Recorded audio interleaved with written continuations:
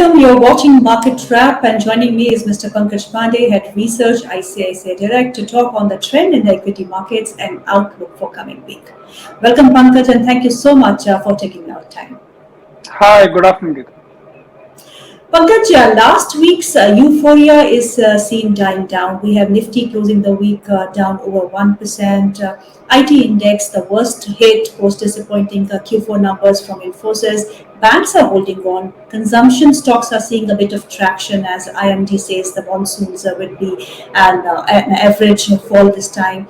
Earnings are on roll. How do you expect the markets to pan out from here with, we have expiry, monthly expiry next week too? So, Geetu, what we have seen is that after this a good 1,000 point kind of a rally in Nifty, last week nothing actually happened. We've seen Nifty declining by 1%, but I think the global cues also have been pretty muted. So, there's hardly any movement you see at best, about 0.5% kind of a decline in NASDAQ. And like you said, IT is the only sector where we are seeing a bit of a negative downtick of 5%. But in general, the market has turned very stock specific. Typically, that's what happens during result season. But Nifty is sort of boxed in a very tight range of say 15,500 to 15,000, 17,500 to 17,800. And my sense is that with the acceleration of result season next week, probably will continue to see stock specific action more and Okay. less of a action on Nifty, and which is why I think the market is going to extend the consolidation even next week also. Okay. Pankaj, in this consolidation phase, what are the key sectoral themes that you'll be playing up with? Because we have numbers for, say, banking, pharma coming up next week. So yes, when you sort of look at numbers, you'll definitely see a good set of numbers, especially from the banking side. You have biggies like Axis Bank, IndusInd, a lot of these AMCs plus Life and the Bajaj Twins are expected to come up with numbers. Typically, banking overall good set of numbers is expected. Axis might get impacted largely because of the goodwill amortization, what they need to do because of Citi's acquisition. Otherwise, good numbers are expected from banking, and I think in IT, what we are seeing is that the kind of negativeness what we have seen because of Infosys, I think that looks sort of isolated. Though overall outlook is still sort of muted, which is given by most of the companies. But something like HCL Tech, I think numbers were quite okay. So we haven't seen that kind of a overall negative reaction. In fact. If tier two IT companies continue to, or if they deliver well, then probably Infosys might be looked at as a more of an isolated case than a broad-based challenge for the IT as a sector. Okay. My question would be on IT only because the kind of dent that IT has seen this week has not augured well for the investors, and investors are in the fray, wanting to know that what should one do with the IT space right now, because HCL Tech and the numbers were in line. We had not good numbers for Infosys, TCS inline numbers. The future seems to be bleak, still bleak. Do you think that every worst thing one can really think about is factored in the price, and is it the right time to really accumulate good names in IT space, or you believe that the mid caps would do better? So in IT, when you sort of look at typically Q4 is a weak quarter, the kind of growth rate what you see of 0.5% or 0.6% for TCS, negative growth for 3.2% for Infosys, or 1.6% positive constant currency growth for HCL Tech. So numbers might look soft. The challenge is that the companies are still sort of guiding for slower deal to sort of revenue conversion, largely because of execution delays or cancellations. And that is what is sort of keeping the market on a cautious note. But having said that, historically we have seen that as and when the macroeconomic situation gets better in US, typically companies tend to revise their revenue guidance upwards. Okay. Now, most of your tier one names are trading closer to their long-term P multiples or valuation average, except for Infosys, because Infosys numbers were particularly weakish. and which is why it is trading at about 15% discount to overall long-term average of their own. And our sense is that HCL Tech miss was relatively lesser. So while they have achieved the overall guidance, their miss in this particular quarter was only about 20 bips. Compared to that, the miss on the Infosys side was even higher at 60 bips. Infosys is guiding for us more weakish growth. Compared to that, HCL Tech commentary is a lot more better in terms of IT services growth being 6.5 to 8.5%. So Okay. not everything is lost. So near-term pain is already there in the prices. We have seen IT index correcting by 5%. Now, our sense is that while we may not see an immediate price performance in most of the IT names, but IT is a good bet to be taken for the next, say, 6 to 12 months, because our sense is that somewhere down the line, the macroeconomic situation in US will improve, and IT is one sector which is being sort of beaten down, ignored now as of now. But Okay. that is the time when you should start looking at stocks when they are sort of ignored, beaten down substantially, and which is why I feel that these are good levels to be bought into. But yes, price performance will take some time to happen. I mean, one case, say, for example, is Cyient. I mean, when you look at Cyient delivered about 6.6% kind of a dollar revenue growth. I mean, if Yes. you look at the organic growth, that's about 2.6 odd percent. This company is guiding for again 15 to 20% kind of a revenue growth with margin improvement of about 100 bips. So I think you have some brighter spots. I think not every company is going to come out with as bad set of numbers that Infosys has come out. Okay. I think probably Infosys could be an isolated case. But yes, things are muted at this point in time. But I think that is the time when one should play contrarian a bit, because these are good sectors, good companies have having good capital efficient models, are good dividend paying companies. In fact, the revenue, the payout from HCL Tech is also quite good at about 87 odd percent. So it's a very healthy payout what they've given in terms of dividend. So I think near-term muteness or weakness is going to be there, but good levels to sort of look at IT. So one needs to be stock specific for sure. Let's talk about the monsoon. Now, Skymet said deficit monsoon. IMD says monsoon will be normal. FMCG and consumer durable space is seeing some bit of an action. So, what are you expecting in these spaces now? So yes, I mean the forecast by IMD is a sort of a relief, because what they're also saying is that while El Nino conditions are there, and typically when El Nino conditions are there, there is a probability of lower rainfall. But it is also being seen that 40% of the El Nino years have seen normal or above normal monsoon. Now, with Right. that in perspective, FMCG and some of the smaller consumer durable companies are in focus. So, I think when you sort of look at FMCG companies, overall growth rate is expected to be a higher single digit, and we have seen companies taking price cuts. So that is one positive. And if monsoon happens to be normal, then ideally it should benefit tier one companies like, say, Dabur HUL, because Dabur derives 50% of their top line from the rural side. HUL does about 40 odd percent. Now, Dabur has also taken a number of things in terms of they're broadening their product basket, including fruit drinks, baby products, healthy food, and all that. Because hair oil is a sort of a saturated category, so Dabur is relatively preferred, and there we have a target price of 750. HUL is quite expensive, is sitting on one of the highest margins, so which is where we have a hold rating. Now, coming to smaller consumer appliances, I mean, what we have seen is that a small category like fan has been sort of impacted. One, there has been a change in the energy efficiency norms, and that led to sort of dealer not really stocking up. So that had an impact, and plus, because of higher inflation, the rural offtake was also sort of missing. But our sense is that from Q1 onwards, companies like Bajaj Electrical, Crompton Greaves, or V-Guard, I think ideally should sort of keep doing well, because we have seen the prices of these companies correcting by 6 to 15 odd percent.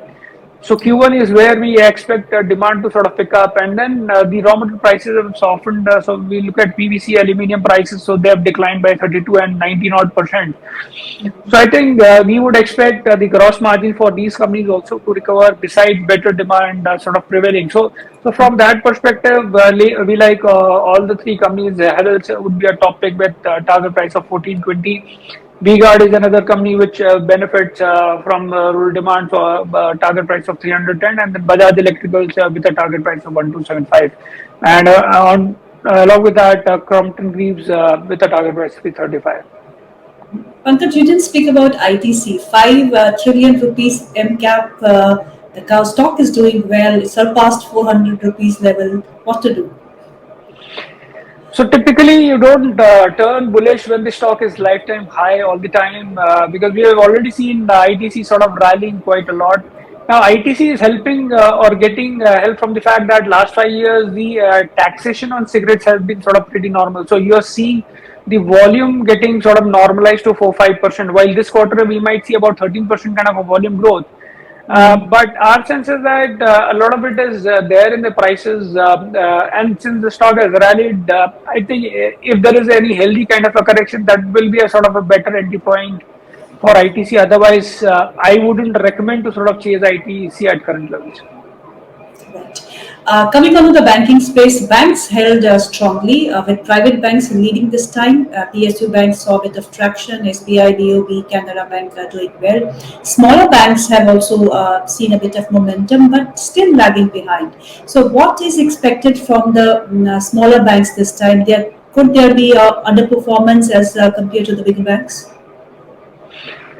So I think smaller banks need to be sort of looked at from an extreme focus perspective, largely because while we have seen overall banking credit growth being 15, 16 odd percent, NIMs are at quite higher levels. Valuations are not really sort of at a lifetime high levels. So banking in general looks good.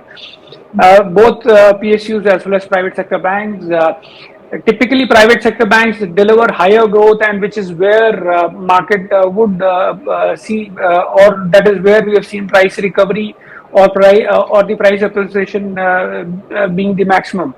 Now, when you look at these smaller banks, I think they have got their own set of challenges. What I would want to probably highlight is that, see, during COVID times, the government had come up with an emergency credit line guarantee scheme, which was extended towards MSMEs, because at that point of time it was expected that a lot of these SMEs will or MSMEs will struggle. Now, smaller banks typically cater to micro or smaller enterprises, and the challenge is that while things have improved in the last 2-3 years in terms of gross NPA being down, but since these companies have exposure to these micro or smaller units, and we've already seen interest rates being higher, so there could be a challenge that some of these banks or smaller banks which are catering to that segment could experience asset quality issues going forward, and which is why we feel that one should be a bit cautious on some of these smaller banks. But I think there are some banks which are still sort of looking good. One of them is IDFC First Bank. I think they are walking the talk in terms of growing their book beyond 1.1 lakh crores. Then I think their CASA is improved to 50%. Their cost to income ratio is also expected to come down. They are focusing on all newer segments like digital gold loan, personal loans, and credit cards. And so we don't see any kind of those issues with this bank, and which is why I feel that this bank within the smaller banks look good with a target price of 70. And the bank which we like is Federal Bank. So I think these are the two banks. I think rest of the other tier two banks I think look challenging, or one needs to be cautious in that space. Let's wait it out for a quarter or two whether any kind of concerns on the asset quality crop up or not, and which is why I think cautiousness is warranted, especially in smaller banks. Coming up to the metal stocks, we had good GDP numbers from China and the metal stocks surged. And last 2 days, if we talk about Thursday, Friday session, we have seen the metal stocks under pressure once again. So sideways movements, sometimes up, sometimes down. So what is expected from the metal space? Would you be a buyer in big companies like Tata Steel or JSW Steel, or would you stick to some mid-cap names? So I think the metals did well when the China had sort of opened up at the early part of this year. And subsequent to that, we have not really seen much of a price movement in metals. And I think the Chinese data had come in recently, wherein the GDP growth rate was quite better. But the Yes. challenge is that this GDP growth rate has is largely driven by the service sector and the core sector, which is where we look for outlook for metals. So that is where the growth has been soft at about 3.3 odd percent, which is a very not great set of number. Also, when you look at the Chinese inflation is a bit softer. I mean, contrary to an expectation of 1%, the inflation came at a 0.7%. Typically, what we have seen for most of the economies is that when the economy gets opened up, you see higher inflation. So in China, we are still not sort of seeing that. And that is sort of posing some concerns for metal as a pack because, unless China does not deliver or does not grow domestically, there will be always fear that whatever they produce might get dumped globally, and that will sort of pressurize the prices. So, which is why metal prices are sort of sideways. Now, April to June is the period when the bulk of the construction activity happens in China. So, if next 1 or 2 months things don't really sort of pick up in metals, then I think probably metals could sort of lag for a good period of time till the time we really do not see improvement in China. Because some of the historical performers, like say real estate as a sector, is sort of seeing a downturn in China. So, which is not a very great sign for metal as a overall pack. Because if China continues to produce more, they'll sort of dump more, and which is why I think the outlook for metals is still cloudy. I would not really sort of recommend names as of now. I think Okay. let's wait it out for a month or two before we sort of firm our views in terms of where the metal is headed. But as of now, things are really not, pretty directionless to sort of say in terms of metal prices moving and accordingly the prices. That's quite visible in the stock prices we are seeing for Tata Steel, a very small range of around 102 to 110, doesn't go beyond that. Let's talk about one more sector, auto space, and particularly about Tata Motors. Market participants seem to be gung ho about JLR EV plans and the push that company plans to really see for this segment of EV. How do you see this auguring for Tata Motors and the Tata Group companies?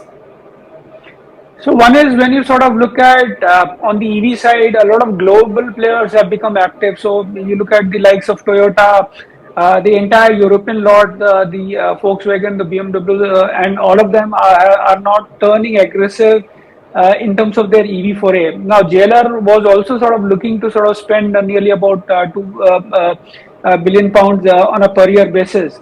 But now this recent announcement of spending nearly 15 billion pounds, which is 3 billion pounds per year, is more of a catch-up game what JLR is looking to do. Okay.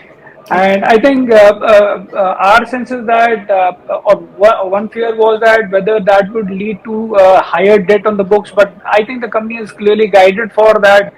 They're not expecting higher debt on the books because of this aggressive spend, which implies that they are looking for better volumes and better margins for the business over the next few years.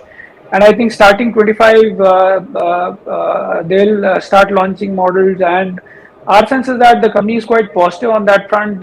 And along with that, I think Tata Motors is also experiencing good upturn domestically, both on the PV side as well as CV side. And along with the fact that they're coming with IPOs for, say, Tata Technologies, which again is a good Yes. company to sort of look at. So our sense is that this higher capex announced by Tata Motors is sort of signifying the strength of what the company sees, especially in their JLR portfolio, and which is Okay. why we feel that this company has relatively done well, should continue to do well with a target price of 530. Any key earnings that you are targeting, Pankaj? I am sure you'll be targeting the Reliance numbers, and how do you expect the numbers to be this time? So Reliance numbers are expected to be slightly okayish because one is overall EBITDA growth is expected to be about 6.5%.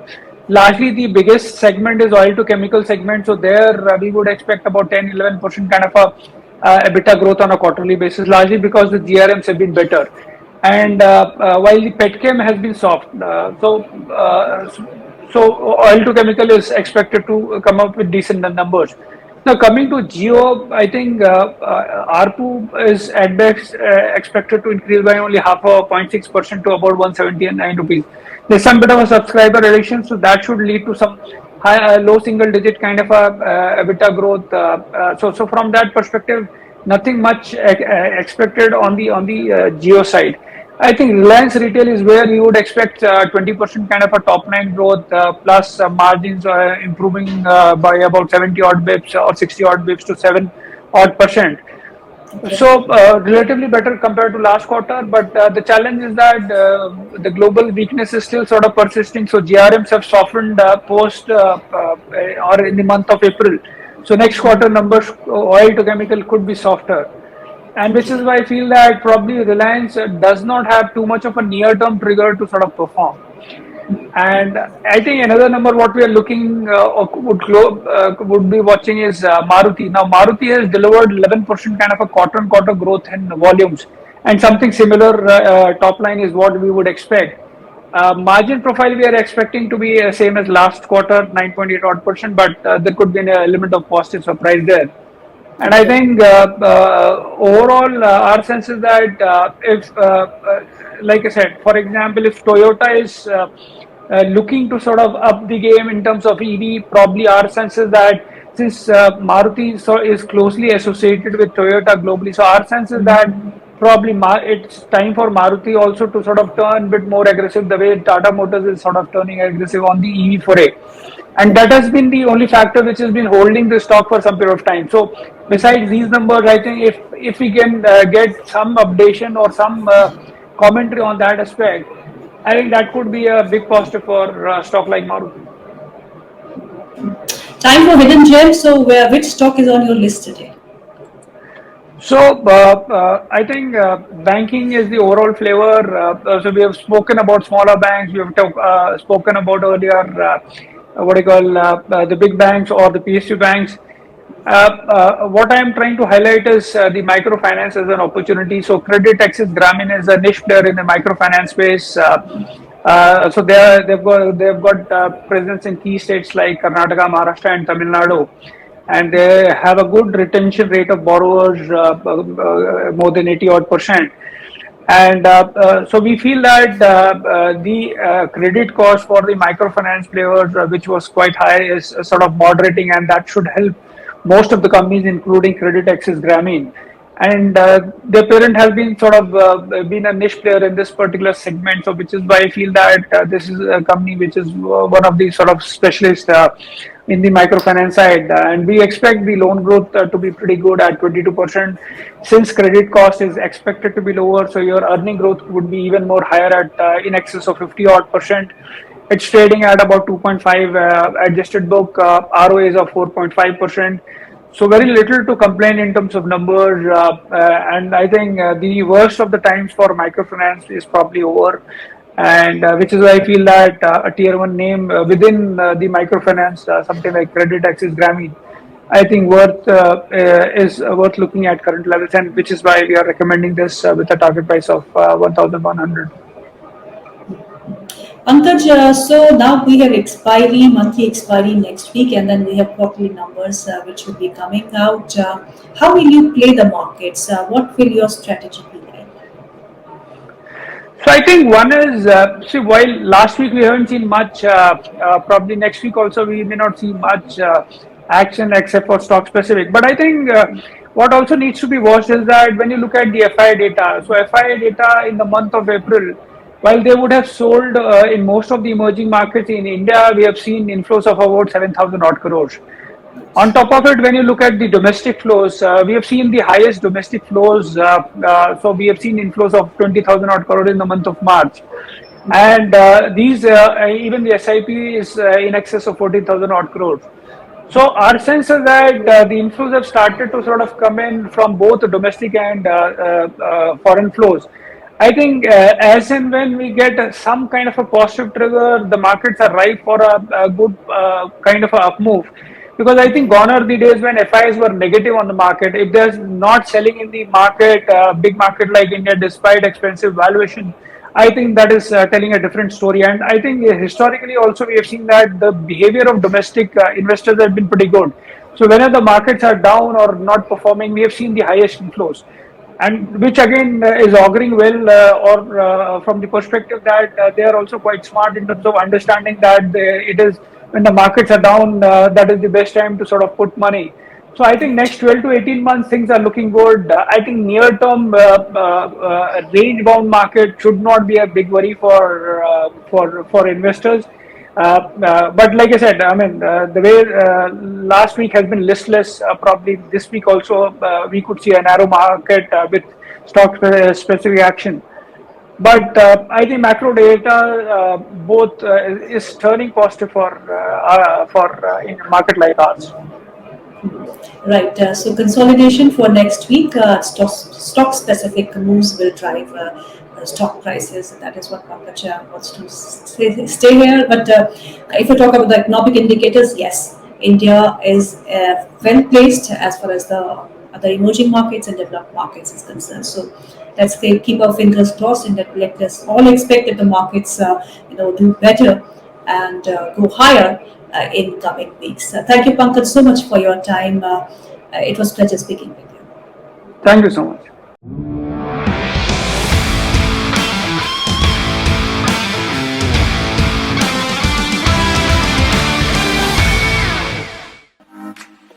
Subscribe to our YouTube channel and click on the bell icon to never miss an update from ICICI Direct.